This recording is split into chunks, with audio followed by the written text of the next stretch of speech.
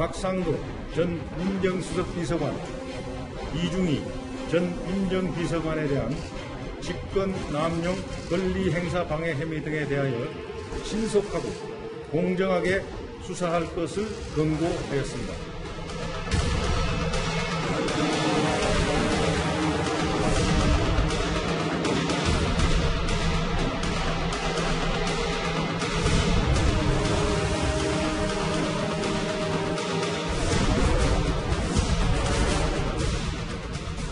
대통령이 나서서 김학의 차관 사건을 찍어서 수사를 지시하였습니다.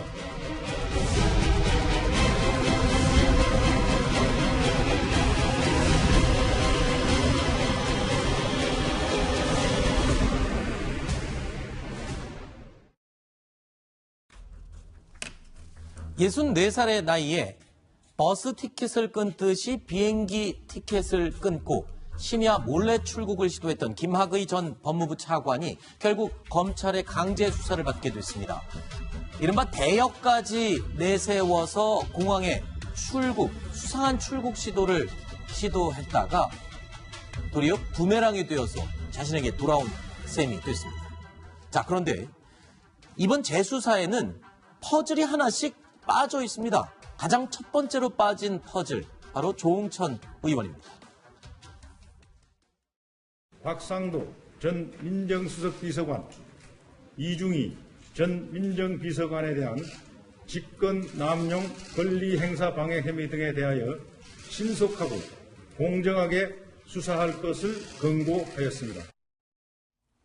자, 양지열 변호사님, 김학의 전 차관 재조사에 당시에 박근혜 청와대 민정라인의 이름도 올랐습니다.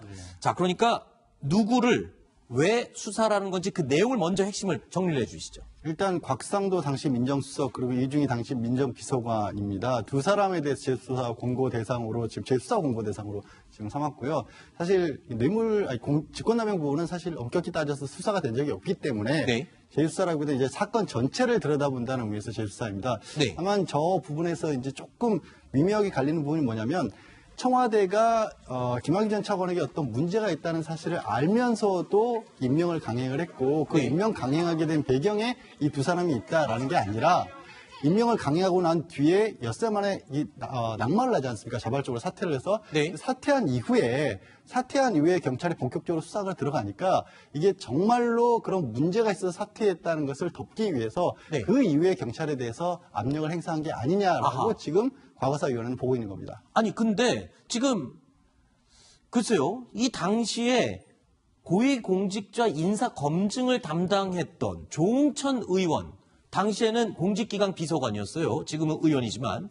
자, 조응천 의원은 근데 왜 수사 대상에서 지금 빠지게 된 거죠? 그것이 바로 의문점이라는 거죠. 논란거리입니다.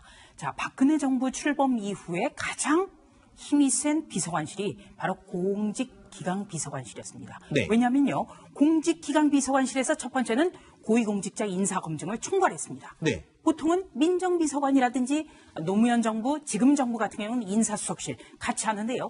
당시에는 고위공직자 인사검증을 공직기강비서관실에서 총괄했습니다. 그럼 또 한 조응천 가지는 비서관이었네요. 네.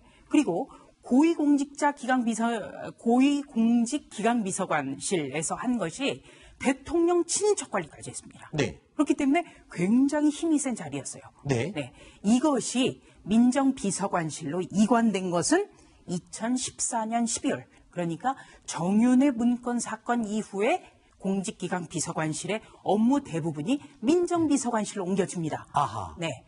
이 기사도 있습니다. 네. 이게 동아일보 2014년 12월 기사인데 업무 분장이 바뀌었다라는 기사가 아하. 있습니다. 네. 그렇기 때문에 이것만 보더라도 이준희 민정비서관이 그때 왜 들어가지? 왜 조응천 공직기강 비서관은 빠졌지? 네. 공직자의 이 총체적인 검증 부분을 책임진 사람이 빠졌다. 그렇다면 진상조사가 되겠습니까? 아하. 자, 그런데 다만 곽상도 의원과 조응천 의원의 말이 여기 이 부분에서 갈립니다. 박근혜 당시 대통령이 김학의 전 차관의 이런 의혹에 대해서 이미 알고 있었다, 아니다. 이거 여기서 지금 말이 갈려요.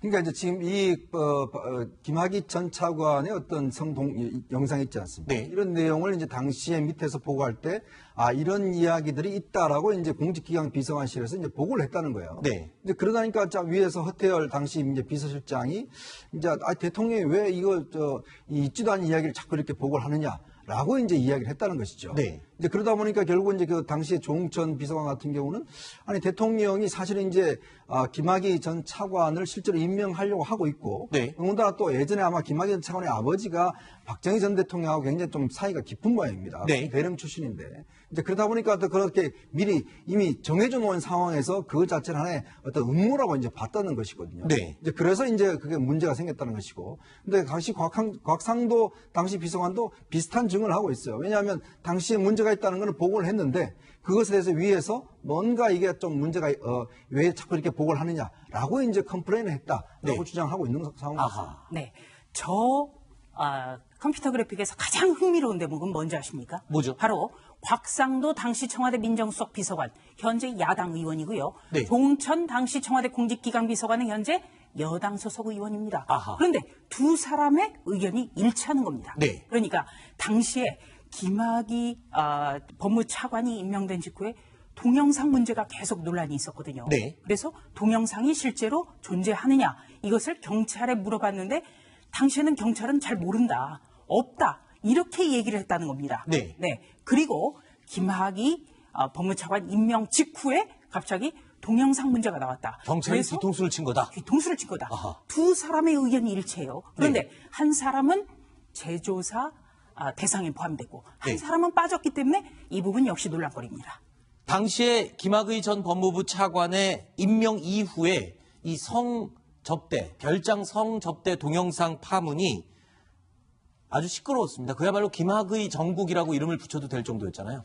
그러니까 이게 근데 약간 좀 날짜가 네. 좀 미묘하게 꼬였다고 할 만한 부분이 있습니다. 그게 네. 무슨 말씀이냐면 김학의 전 차관 임명된 거는 3월 15일경이 3월 15일이죠? 3월 13일입니다. 3월 13일인가요? 네. 3월 13일인데 내사에 착수한 거는 18일입니다. 네. 그러니까 무슨 말이냐면 3월 13일보다 이전에 3월 초에 경찰에게 물어봤었을 때는 네. 공식적인 확인을 안 해줬을 수도 있습니다. 아하. 그렇지 않습니까? 내사 착수가 18일인 거예요. 네. 임명 이후인 거예요. 네. 그러니까 이것에 대해서 지금 조응천 공직기강 비서관이나 곽상도 민정수석 같은 경우는 뒤통수를 맞았다라고 얘기를 할 수도 있고 네. 경찰의 입장에서는 공식적인 질의가 아니라 이렇게 뭔가 의견을 물어봤을 때 우리는 아직 확실하게 들어간 건 없다라고 답변을 했을 수도 있거든요. 네. 그러니까 그 부분에 대한 시간 차이도 좀 확인을 해봐야 될 것 같고 네. 그다음에 두 사람에 대해서 그러니까 재조사를 권한 부분 아까 제가 다시 한번 말씀드리지만 이거를 재조사를 과거사위원회에서 얘기한 부분은 이 낙마 이후 수사 과정에 관여된 부분이에요. 그러니까 지금 과거사위원회에서 조응천 의원을 뺀 것은 마침 공교롭게 여야가 지금 나눠져서 좀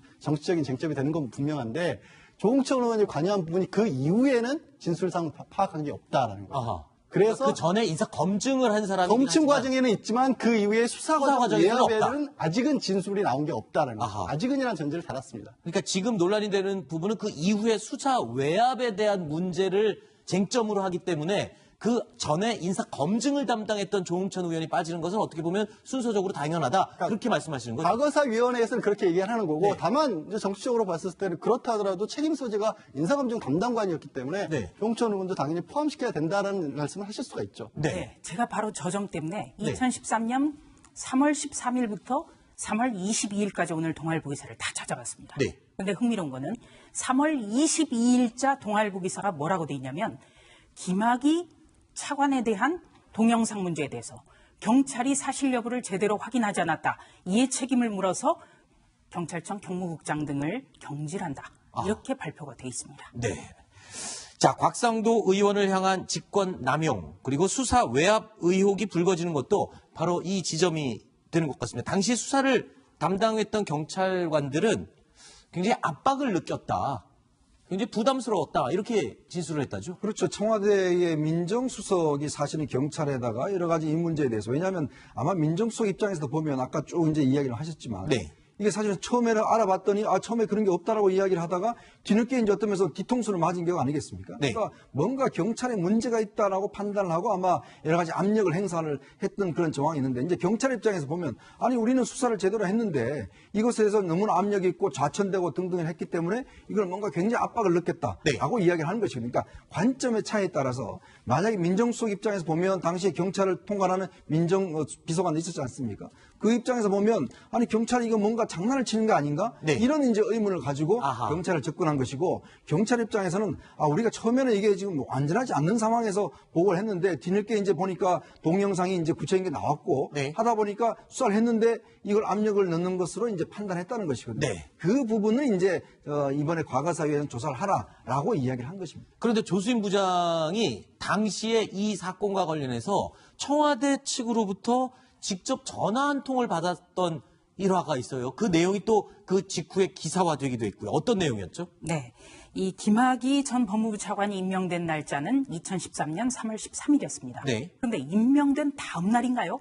직후에 제가 청와대부터 전화를 받습니다. 네. 김학의 법무차관이 임명이 됐는데 이 김학의 차관의 동영상, 아주 희한한 동영상이 돌아다니다는 소문이 있다. 그런데 그 동영상을 경찰은 가지고 있지 않다는데 우리 조수진 기자가 가지고 있다는 얘기를 들었다. 아하. 그래서 제가 너무나 놀랐어요. 네. 본인이 어떤 동영상일까? 갖고 있지 않으셨던 거죠, 일단은? 갖고 있지 않아도 네. 기자는 네. 야 이거 큰 건이다. 네. 이렇게 순간적으로 판단해서요. 여부를 말씀하지 가지고 않으셨군요. 있다라는 것을 제가 확인해주지 않으면서 네. 어떤 동영상인가. 아하. 네. 그리고 그 동영상의 내용은 대략적으로 어떤 것인가를 제가 취재를 했습니다. 네. 그러면서 제가 물어봤습니다. 지금 저에게 전화를 거신 분은 신분이 어떻게 됩니까? 네. 그땐 청와대 행정관이고 소속은 공직기강 비서관실. 아하. 이름은 박관찬입니다. 네. 계급은 경정입니다. 네. 이렇게 답변했습니다. 그렇다면 당시 공직비서관은 바로 조응천 조응천. 비서관이었죠. 예. 그러니까 이걸로 미뤄 짐작건데 저는 그때 공직기강 비서관실에서는 이 동영상에 대한 소문을 직접 확인을 하려고 이 정도까지 노력하지 않았나. 아하. 그리고 언론에서는 이것이 큰 문제가 될 수 있겠다고 생각해서 저는 상급자에게 보고를 했습니다. 잠시만요. 그러면 조응천 비서관도 인사 검증 단계였지만 이런 성추문에 대한 가능성에 대해서 인지를 하고 있었다는 얘기잖아요. 당시에 그러니까 이상한 동영상이 있다라는 소문이 돌았다는 거죠. 아. 그래서 그 동영상이 실제로 있는지, 그 동영상이 논란이 될 만한 사안인지를 직접 공직비서관실에서는 확인을 하려 했다는 얘기를 당시에 제가 박관창 경정으로부터 들었습니다. 네.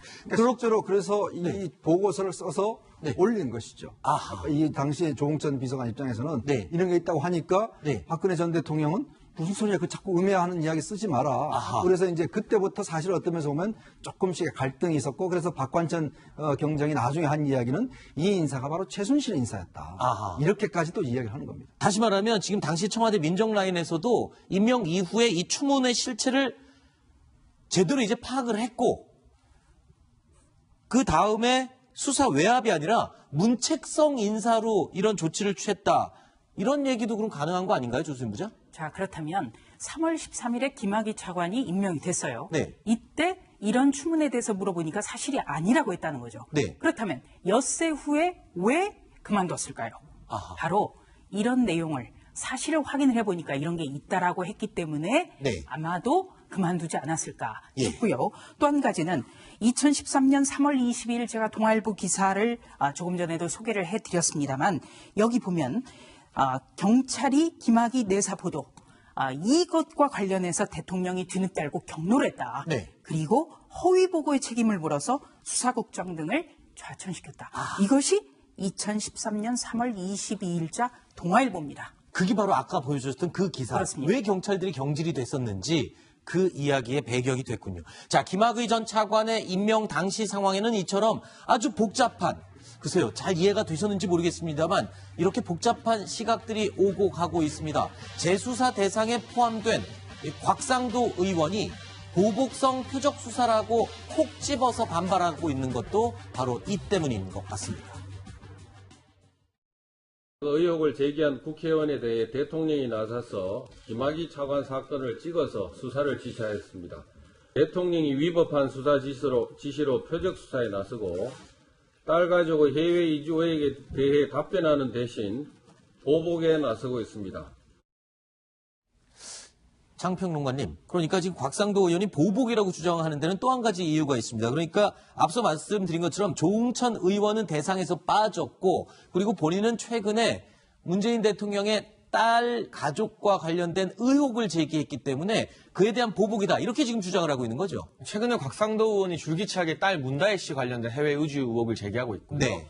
또 그 문다혜 씨의 남편이 되는 문재인 대통령 사위가 어떻게 부정하게 직장을 구하지 않았는가, 네. 인사청탁이 있었다, 이런 부분에 대해서도 의혹을 제기한 데 대한 정치 보복으로 판단하고 있는데 네. 오늘 보니까 감사 신청을 했더라고요. 네. 그렇게 된다는 것은 이러한 어떤 과거사 진상조사위의 발표가 있었어도 물러나지 않고 정치적으로 한 번 더 세게 붙어보겠다. 여기에 대해서는 검사 출신이고 한국당 지도부에서도 나름의 검토를 한 것으로 보여지는데 네. 지금 과거사 진상조사위가 이 곽상도 의원을 거명한 것은 이 김학의 전 차관 임명 이후의 외압 문제잖아요. 우리가 미리 이야기를 했지만 그 당시에 김기현 경찰청장이 교체된 것을 외압에 의한 교체로 보는 것이 아니라 곽상도 의원이나 한국당 지도부 검토에 따르면 경찰이 미리 내사하고 있었음에도 불구하고 허위로 정보를 줘서 청와대 인사검증에 교란을 일으켰다. 아하. 이 부분에 대한 문책성 교체일 수 있다. 여기에 대해서 나름의 확신을 가지고 있기 때문에 네. 만약 재조사가 들어가도 이 부분에 대해서는 민정수석으로서 외압을 행사한 부분이 전혀 없다. 네. 이런 자신감을 저는 좀 가지고 있는 것이 아닌가. 아하. 그런 맥락으로 이해가 되고 있습니다. 자, 말도 많고 탈도 많았던 이 김학의 전 차관의 임명이 모두 지나간 뒤에 경찰과 검찰의 별장 성접대 수사가 본격적으로 시작이 됐습니다. 관건은 특수강간 혐의에 있었습니다. 그런데 이 수사 내용은요, 두 번 다 모두 무혐의로 끝이 났습니다. 그리고 5년 만에 재수사를 이끈 것도 바로 이 특수강간 혐의입니다. 그런데 이번 재수사에서는 또 특수강간 혐의가 빠졌습니다. 김학의 수사와 관련해서 총 10번이 기각된 거 알고 계십니까? 당시 수사 초기에 검찰총장은 누굽니까? 초기에 최동욱 총장이요. 예. 양지열 변호사님, 별장 성접대의 핵심은 특수강간 혐의인데 그 핵심은 또 빠지고 이번에 또 뇌물 관련해서 수사로 바뀌었어요, 내용이. 일단 몇 가지 좀 생각해 볼 게 있어요. 네. 그러니까 특수강간이 왜 빠졌느냐를 생각해 봤을 때 네. 지금 1차, 2차 검찰에서 무혐의 처분을 했습니다. 근데 2차는 피해자의 고소, 피해를 입었다고 주장하는 사람의 고소에 의해서 수사가 네. 시작이 됐고 그래서 검찰이 무혐의 처분하니까 재정신청까지 했습니다. 그러니까 재정신청을 하게 되면 법원이 이걸 다시 수사를 할지 말지를 결정하는데 법원이 개입하면 이게 일사부재의 원칙이 약간 반영이 됩니다. 그래서 명백하게 새로운 증거가 없으면 다시는 또 이걸 수사 자체를 할 수 없다라고 지금 형사소송법에 정하고 있습니다. 그러니까 네. 여기서 새로운 증거는 단순히 피해자의 진술 이 정도는 부족하거든요. 그러니까 이 특수강간에 대해서는 피해자들의 어떤 구체적인 명확한 진술이 아무리 나오더라도 다시 수사를 하기가 지금으로서 상당히 어려운 부분이 있어요. 네. 그리고 두 번째는 그럼 뇌물 같은 경우는 사실 초기 경찰의 수사 단계에서도 뇌물이 주어졌을 가능성은 이미 기록에도 남아있다라는 거예요. 네. 그리고 또 윤중천이 입장을 바꿉니다. 그러니까 뭐냐면 5번 정도 공개 비공개 소환 조사에서 성접대도 했었고 수천만 원 가량의 돈도 건넸다는 진술합니다. 게다가 이 돈을 건넨 게 2005년부터 2012년까지. 그러니까 이거는 공소시효 문제도 없어지는 겁니다. 그러니까 윤중천이 그럼 왜 입장을 바꿨을까 생각해 보면 특수강간으로 가게 되면 본인도 공범입니다. 네. 엄격한 처벌을 받을 수 있어요. 뇌물로 가면 뇌물 공여가 됩니다. 네. 본인은 약하게 처벌을 받을 수 있어요. 상대적으로 굉장히 약하게. 네. 그리고 지금 상황이 이 수사가 아예 안 이루어지기는 기대하기 어려운 정도 상황이죠. 대통령까지 나섰으니까. 기왕 수사를 할 거면 자기는 뇌물로 약하게. 그런 것도 하여튼 입을 열게 한 계기가 됐을 수 있다는 거죠. 네. 네. 우선 검찰에서 재수사가 이루어질 가능성은 두 가지입니다. 네. 첫 번째는 새로운 증거가 나와야 된다는 거죠. 네.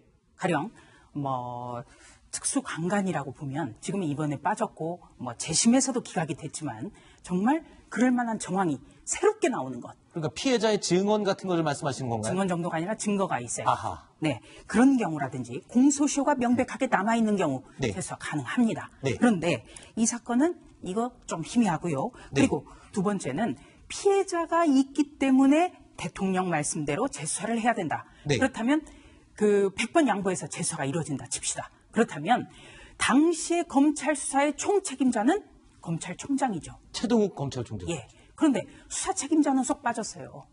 검찰은 일일이 개별 사건에 대해서 법무부 장관이 지휘하지 않습니다. 네. 검찰적법 8조에도 들어가 있어요. 네네. 그런데 검찰총장이 이번에 재조사 대상에서 빠졌습니다. 네. 그것도 굉장히 논란거리예요. 네. 그리고 황순욱 지금 앵커는 차장이에요. 네. 절대 그럴 일은 없겠지만 차장이 잘못을 했는데 네. 예를 들어서 네. 본부장을 처벌하겠다. 이렇게 된다면 되게 이상하겠죠. 일단 네. 뭐 책임 라인은 좀 포함이 되는 것 같습니다만, 예, 어쨌든, 네. 예. 그런데 지금 재조사를 해야 된다고 강하게 요청하고 있는 쪽에서는 당사자들은 빠지고, 그 윗선을 재조사 대상에 넣어야 된다. 제가 잘못했는데 저는 빠지고 윗사람만 처벌한다. 예. 아까 그 말씀이신 거죠? 그렇죠. 그건 좀 이해가 안 되죠. 예. 그렇기 때문에 이번 재수사가 이루어진다 해도 알겠습니다. 이것이 과연 공평한 것인가 논란이 끊이지 않는 겁니다. 알겠습니다. 자, 어쨌든 뭐 검찰도 적극적인 수사를 하지 않았다라는 비판에서 좀 자유롭지는 못할 상황인데, 때로는 뭐 수사를 방해했다는 의혹까지 지금 받고 있지 않습니까? 이번 재수사 결정에 어떻게 진행이 될지 한번 이번에는 온 국민이 지켜보고 있으니까요. 그때도 마찬가지였지만 이번에 어떻게 결정을 낼지 한번 지켜보겠습니다.